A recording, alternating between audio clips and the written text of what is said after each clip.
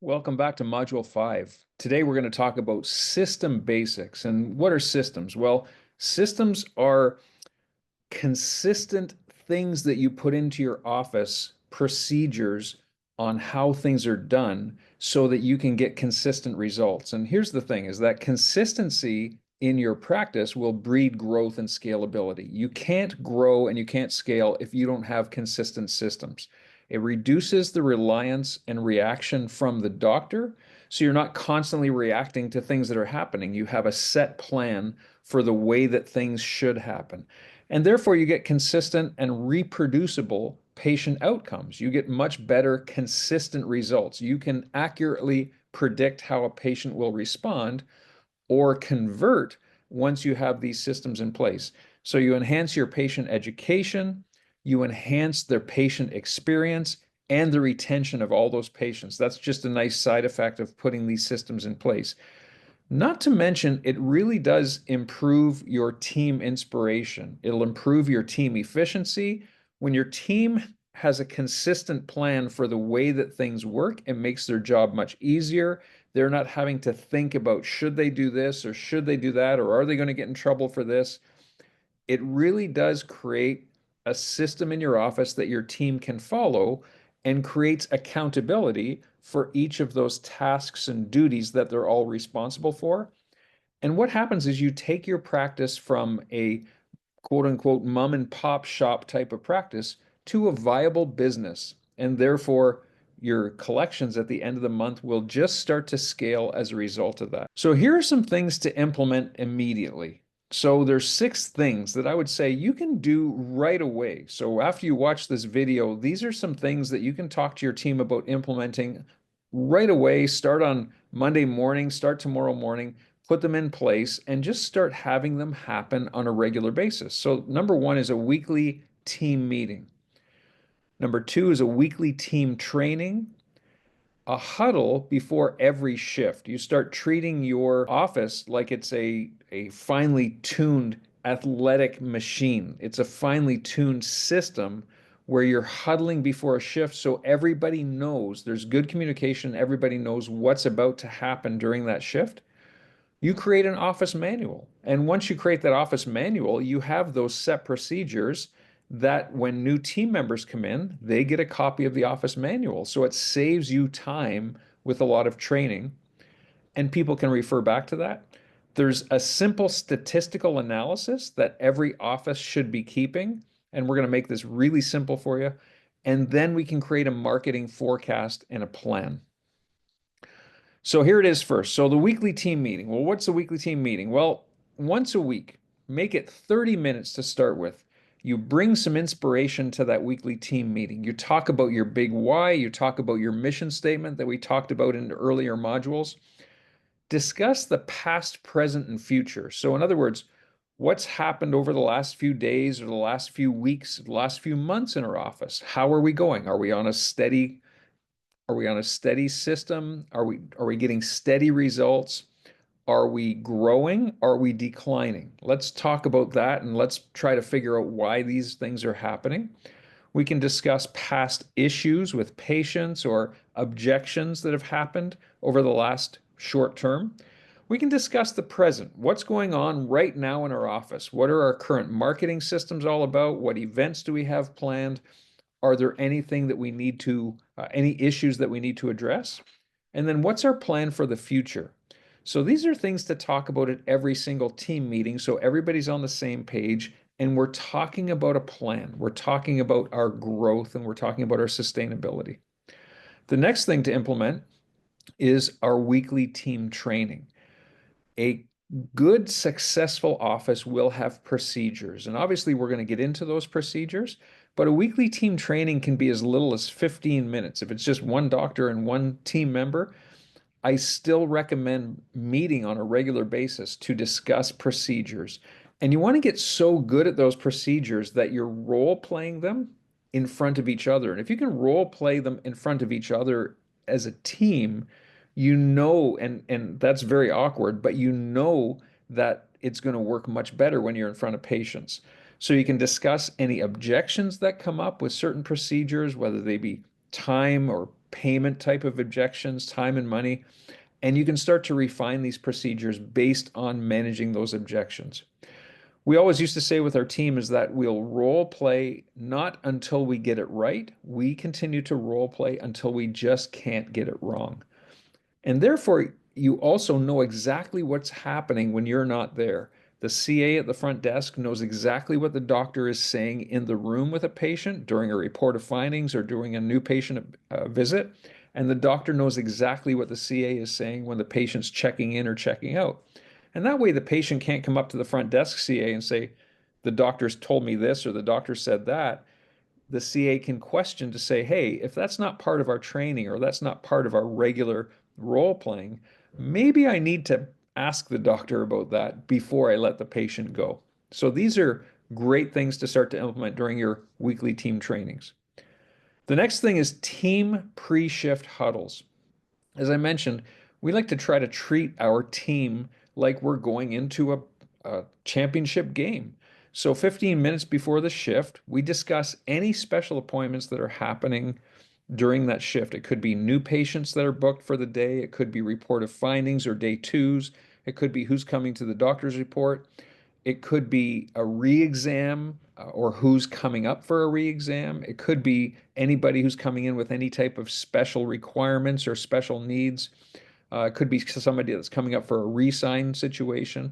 So any unique situations with patients and what are the next steps? So in other words, when our 4 new patients who are booked for today come in, what is the plan of management for the next step? When should they be coming in for the day 2? If it's Friday, do they come in Saturday morning? Do they come in Monday? When is the next time we can get them in? And if we're prepared for that in huddle, it makes the interaction with the patient go much easier. We talk about in huddles what's coming up. Do we have a patient appreciation day coming up? Do we have a dinner scheduled?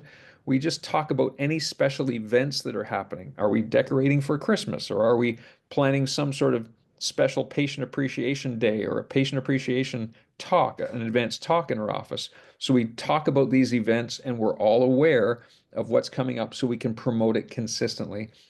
And we'll look at the day sheet and target people for referrals. Are there people that are coming in who haven't brought their kids in to get checked? Or are there people coming in that we know that they have a spouse at home who's maybe not supportive of them? Or is it time to perhaps invite that partner or spouse to come in for an exam as well? So we try to have a collective idea of what exactly is going to happen during the next few hours during that shift. The next thing we'll talk about is actually creating an office manual. So if you don't have an actual office manual, whether it's in digital format or in a manual or paper type of format, I really suggest creating one. This is really going to save you a lot of time and it does help with the consistency in your office.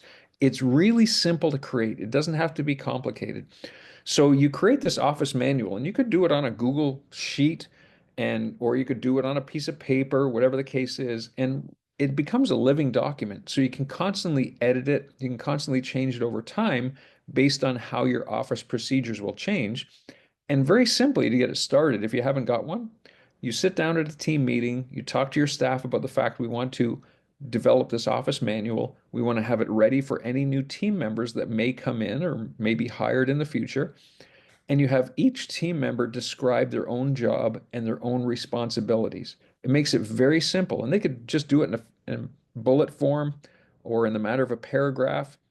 And at least then you have something. So, and then you can add to it over time and you can start to edit it and add it over time. And that team manual, the office manual, should come to every team meeting. And if something comes up at the team meeting, it can be added to the office manual. It can be a new procedure that you might edit or add into your office manual. So that's something I would encourage you, if you haven't done that yet, just do that. It's really worthwhile. And then when a new person comes in, they get a copy of that new office manual. Simple statistical analysis. This is really, really important. If you're not keeping stats, it's time to start keeping stats. You can't accurately project how your office is going to grow if you don't know where you are or the results that you're getting. And I want to break this down and make it very simple. Statistical analysis can be very complicated, but we're going to try to make this very simple for you. So very simple. It's a daily updated stat sheet that one of your CAs can be in charge of. Very, very simple. So what that CA would do is write down the number of people that the number of new patients that came in that day, and it would be in a month format. So every month you just keep track of all of the new patients that have come in. And you have it in a spreadsheet format that you can monitor which of those new patients actually made it to their day two, whether you do a first adjustment on day two or whether you do a report of findings on day two. Did they convert onto your care plan? And that's really the simplest way to do it. And then you can look back at any time, and that statistical analysis, that sheet, that daily stat sheet can come again to every meeting.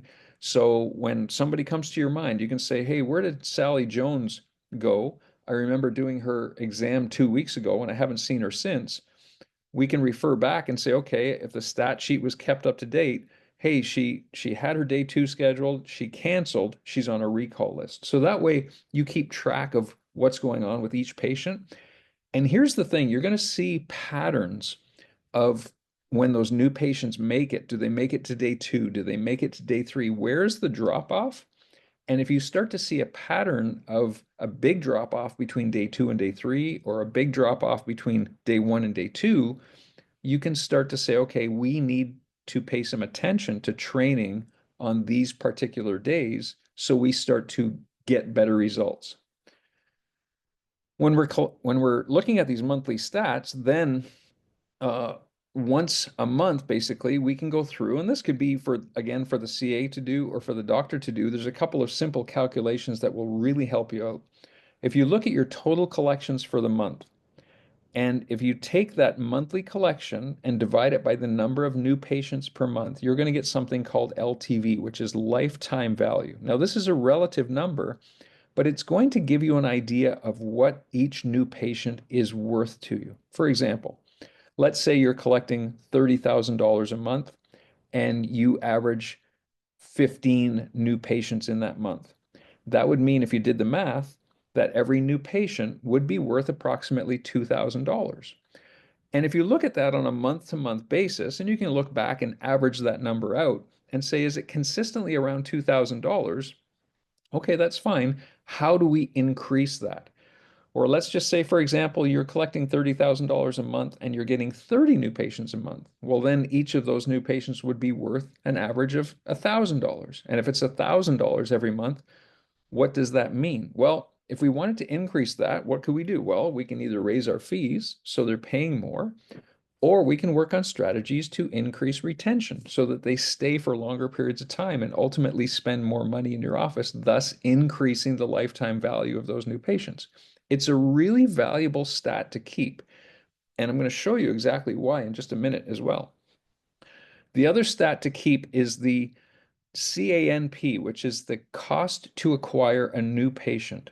So this is the cost that you spend to get those new patients in the door. So let's just say hypothetically you're spending money on a marketing agency, and let's just say you spend $1,500 a month on a marketing agency, and you're also spending $1,500 on ad spend. So you're spending $3,000 a month.